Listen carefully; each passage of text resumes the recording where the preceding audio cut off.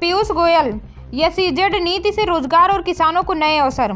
पीयूष गोयल ने कहा कि मैं आज तक समझ नहीं पाया हूं कि राहुल गांधी जैसे नासमझ व्यक्ति को लीडर ऑफ द ऑपोजिशन कैसे बनाया गया।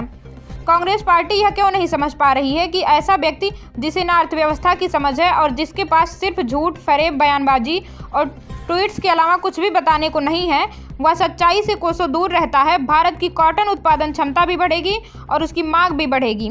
आयात करके, प्रोसेस करके फिर निर्यात करने की जो नीति है वह फॉरेन ट्रेड पॉलिसी में वर्षों से चली आ रही है। यह कोई नई नीति नहीं है। एसईजेड स्पेशल इकोनॉमिक जोन नीति जो कांग्रेस के समय से चली आ रही है, यही कहती है कि आप कुछ भी आयात कर सकते हैं और यदि उसे प्रोसेस करके निर्यात किया जाए तो उस पर जीरो ड्यूटी लगती है। इसमें कोई नुकसान नहीं है।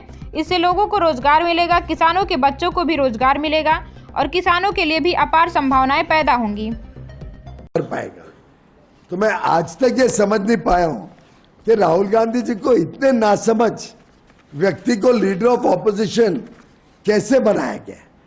कैसे कांग्रेस पार्टी इस बात को नहीं समझ पा रही है कि एक ऐसा व्यक्ति जिसको ना अर्थव्यवस्था की समझ, सिर्फ झूठ और फरेब के अलावा और वक्तव्य ट्वीट करने के अलावा उनके पास कुछ बताने के लिए है नहीं, सच्चाई से हजारों मील दूर रहते हैं।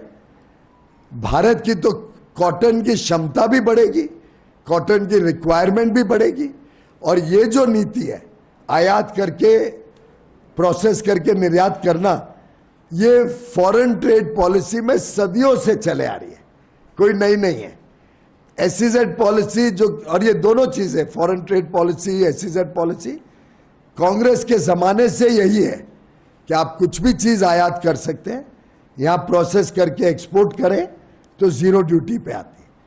तो वहां तो कोई नुकसान नहीं है, उल्टे लोगों को रोजगार मिलेगा, किसानों के बच्चों को भी रोजगार मिलेगा और किसानों को अपार अवसर मिलेंगे क्योंकि टेक्सटाइल क्षेत्र अब पूरे विश्व का 70% मार्केट में भारत के लिए खुल गया है।